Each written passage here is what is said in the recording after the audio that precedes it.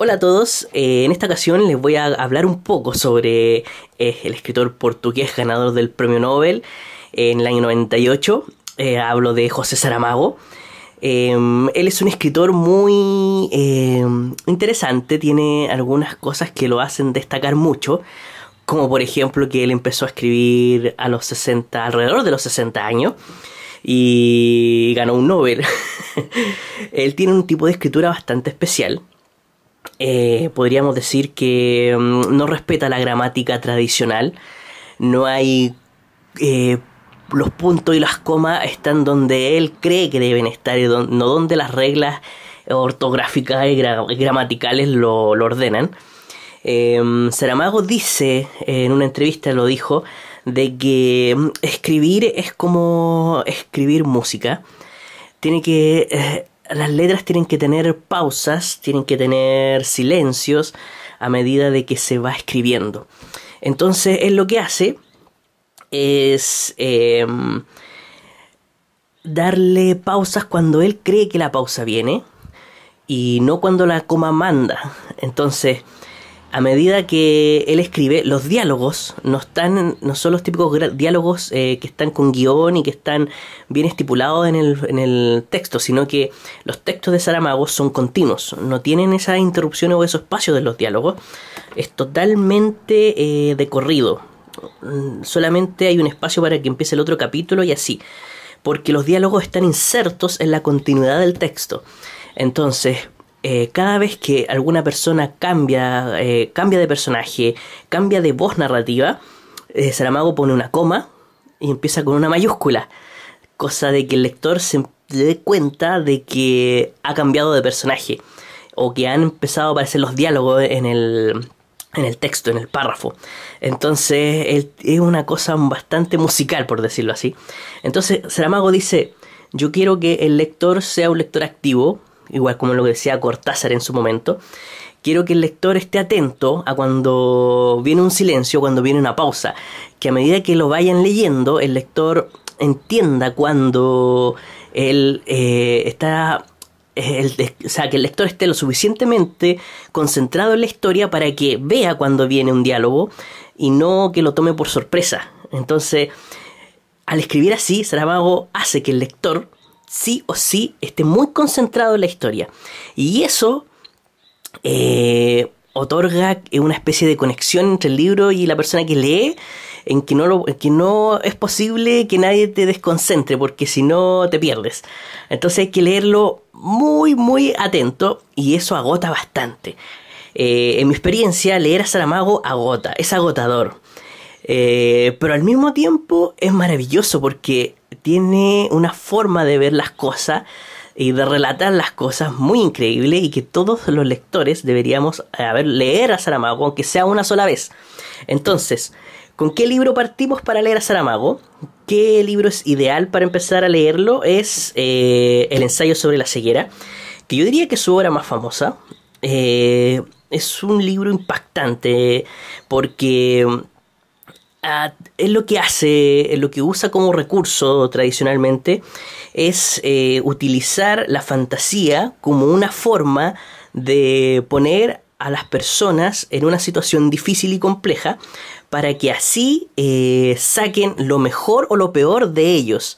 Entonces, Saramago dice: el ser humano, les muestro cómo es el ser humano en realidad. Ok, voy a poner a mis personajes en una situación desventajosa, dura, cruda, y a través de eso les voy a mostrar cómo es el ser humano en realidad. Y eso es lo que pasa, nos damos cuenta de cómo es el ser humano realmente, de lo cruel que puede ser el ser humano, de lo vil que puede ser el ser humano, como también lo maravilloso que puede ser algunas personas.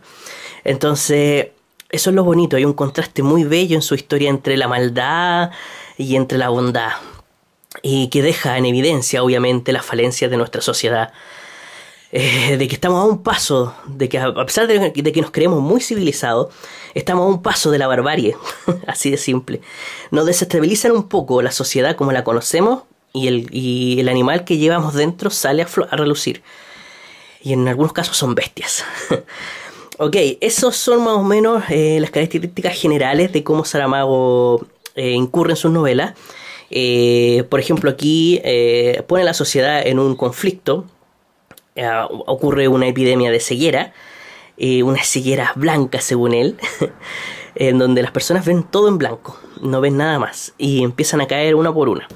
Entonces, aquí la sociedad completa se ve envuelta en este problema. Ya después de leer este libro, recomiendo leer Ensayos sobre la lucidez, que es la segunda parte de este libro. Se escribió 9 años después de este. Y acá Saramago lo que hace es retomar algunos de los personajes que dejó acá. No tanto como una segunda parte, pero sí como una especie de continuación, en el sentido un poco metafórico, porque como que sucede algo muy similar. Pero no, esta vez no es una epidemia de ceguera. En este caso era una epidemia de ceguera blanca. En este caso es un libro mucho más político. Se trata del voto en blanco. En muchos países, por ejemplo en Portugal, si el voto, en ese momento que Saramago lo escribió, si las personas votaban dentro de la historia, si un gran porcentaje de las personas votaban en blanco, las elecciones tenían que repetirse. No había un consenso. El voto en blanco era un voto poderoso. Se tomaba en cuenta, si el porcentaje era muy alto, las elecciones debían repetirse. Entonces, ¿qué es lo que pasa acá? Que hay una epidemia blanca también, pero de votos en blanco, donde la sociedad dice, y no lo saben por qué, pero todos y cada una de las personas votan en blanco. Entonces, esta epidemia de blancura electoral pone de cabeza al gobierno, a los partidos políticos, a las personas con poder. Entonces, aquí a los que pone en jaque no es a las personas o a la ciudadanía, sino a las personas con poder.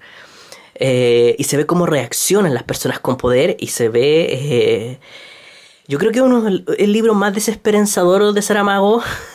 Tiene un final muy triste y de alguna forma siento que él se rindió en este libro. Siento que perdió esperanza. Pero para los que han leído el ensayo sobre la ceguera, yo creo que van a tener que leer este libro de todas maneras. Eso es como segunda opción. Leer este pack junto. Este es como un pack. Hay que leerlo sí o sí. Y también como tercera recomendación, uno que leí hace muy poco, que es Las intermitencias de la muerte. Aquí otra vez ocupa un hecho fantástico. Las personas dejan de morir. No importa lo que suceda. Si chocan, si tienen un cáncer, las personas no mueren. Entonces empieza a haber una especie de... Los abuelitos no mueren. Se interrumpe ese ciclo natural. Entonces empieza a haber una mayor población. Y empiezan a haber problemas a lo largo de toda la ciudadanía.